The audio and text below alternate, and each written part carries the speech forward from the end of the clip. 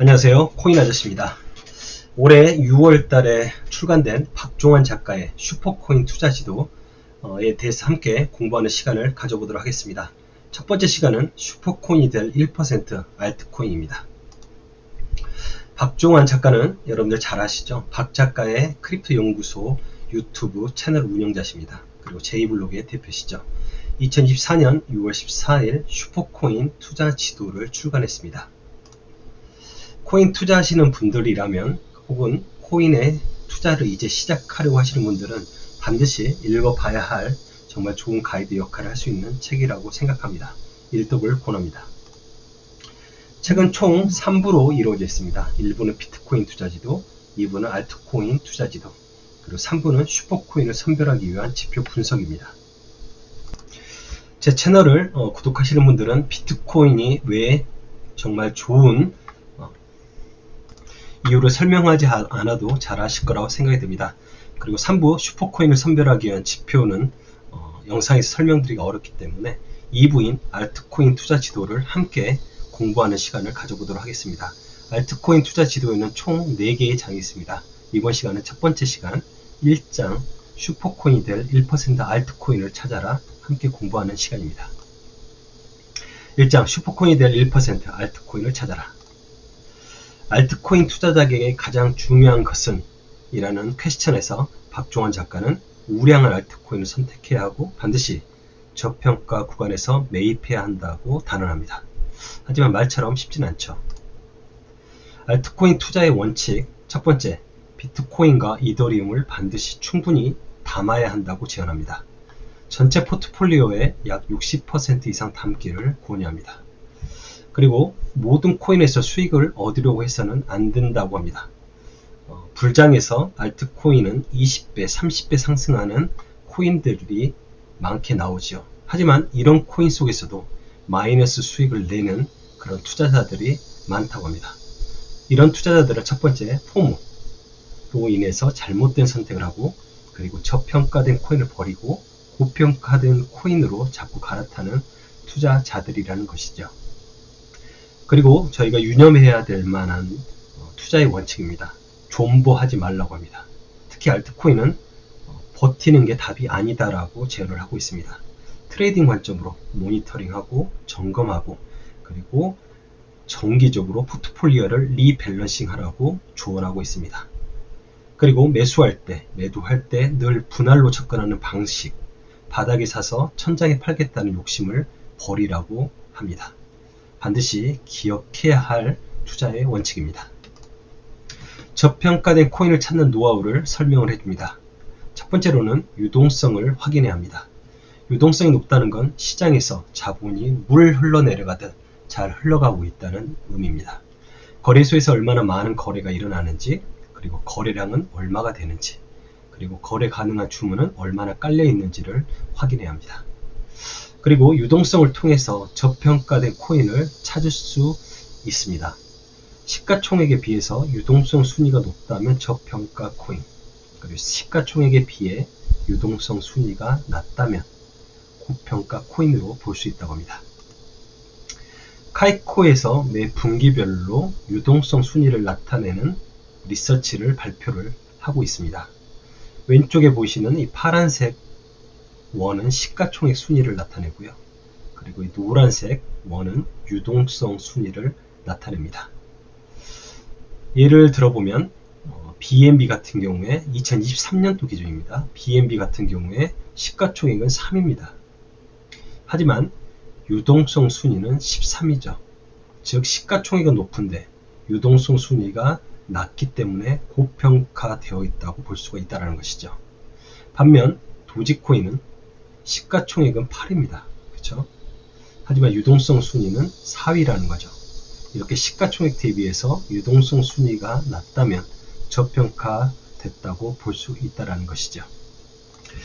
우리가 알트코인의 어떤 저평가, 고평가 유무를 판단하기 어려운데 이런 지표를 활용하는 것 굉장히 좋은 방법인 것 같다는 생각을 했습니다.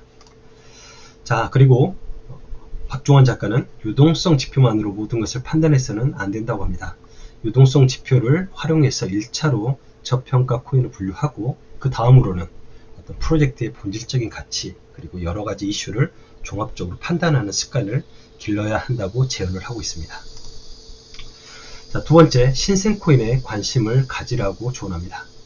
오래된 코인, 암호화폐 1세대나 2세대는 결제 및 송금을 목적으로 탄생했기 때문에 새로운 내러티브를 갖춘 신규 프로젝트와 비교하면 상승 동력이 약하다고 보고 있습니다.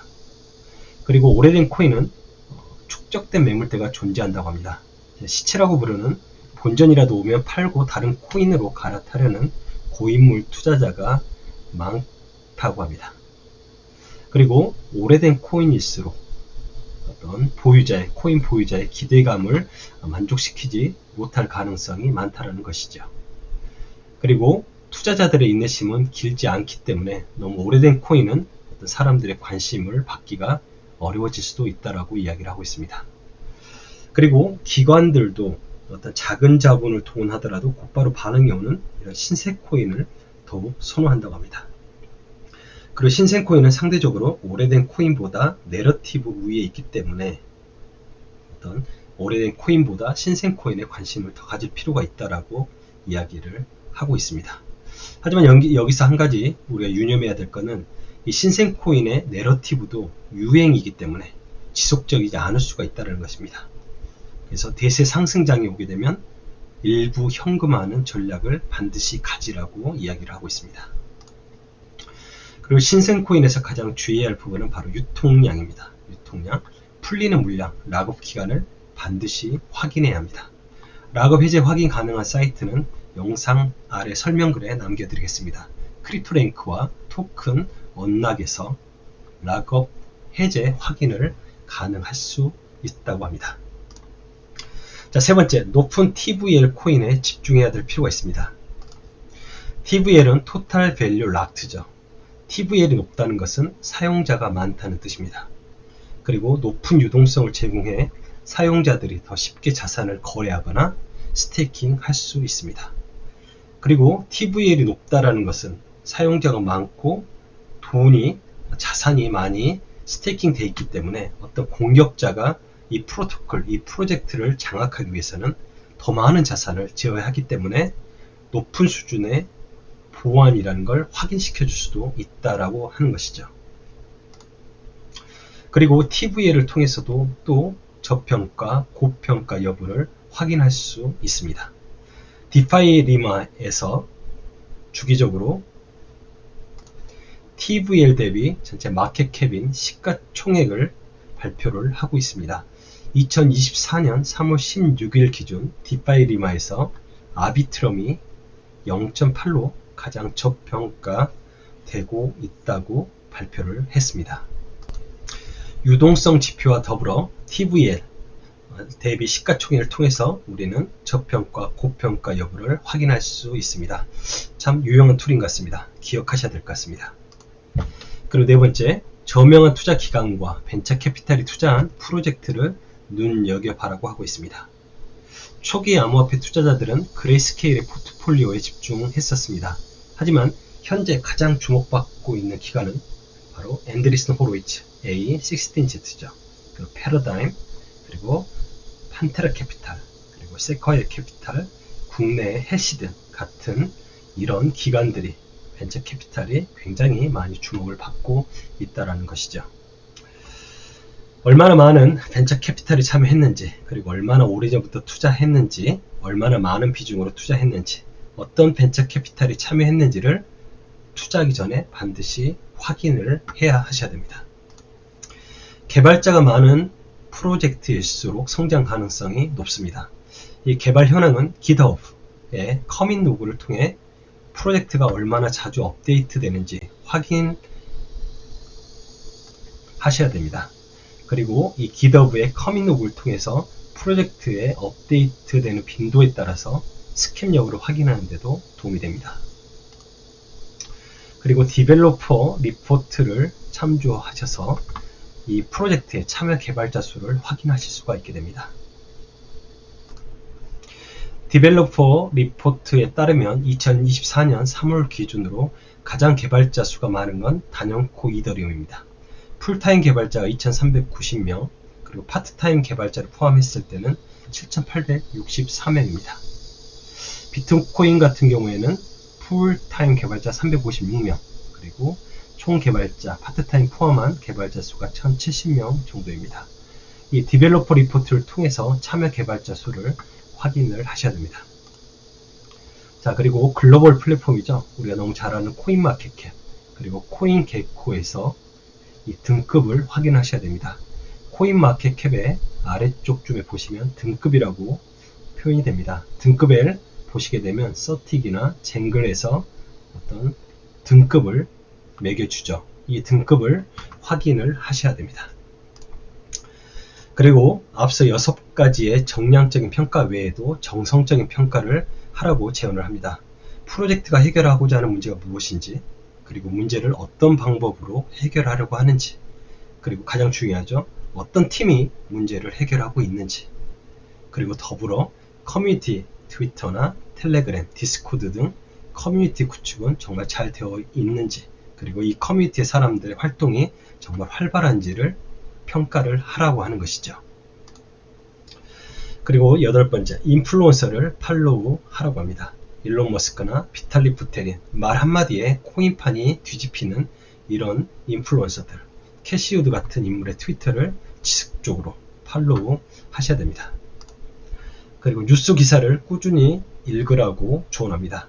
국내 매체 같은 경우에는 가장 빠른 속도의 코인리스, 그리고 열동률 1위 매체인 블록미디어, 그리고 탐사 언론인 디지털 에셋, 그리고 해외 매체 같은 경우에는 코인텔레그래프, 그리고 코인데스크, 더 블록 등의 이런 뉴스 기사를 꾸준히 읽고 트렌드를 파악하라는 것이죠. 자, 정말 중요한 제언입니다. 이 시장은, 이 코인의 시장은 사이클을 가지고 있습니다. 비트코인이 상승을 하고, 그리고 메이저 알트코인이 상승하고, 그리고 기타 알트코인이 우후죽순 상승을 합니다. 그리고 시장에 전반적으로 하락을 하죠. 알트코인의 최적의 투자 시점은 비트코인 도미넌스, 점유율이 낮아지고, 하지만 반대로 비트코인 가격이 상승하는 구간입니다.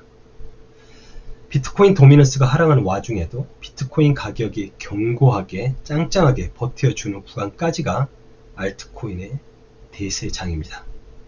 박종환 작가는 2024년 비트코인의 4차 반감기가 지난 만큼 비트코인 대세장과 함께 알트코인 투자하기 좋은 최적의 시기가 찾아오고 있다고 이야기를 하고 있습니다.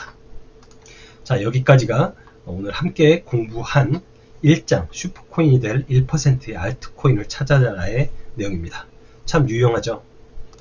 자, 다음 시간에는 2장인 결제 및 거래, 암호화폐 투자 전략에 대해서 함께 공부하는 시간 가져보도록 하겠습니다. 나는 그저 사무실에 앉아 온종일 책을 읽는다. 워런 버핏의 말입니다. 공부하는 투자자가 되시기를 바랍니다. 자, 오늘은 박종환 작가의 슈퍼코인 투자 지도 첫 번째 슈퍼코인이 될 1% 알트코인에 대해서 함께 공부하는 시간 가졌습니다. 고맙습니다. 코인 아저씨였습니다. 우리 함께 부자 됩시다. 영상이 도움이 되셨다면 구독과 좋아요, 그리고 알림 설정 부탁드립니다. 감사합니다.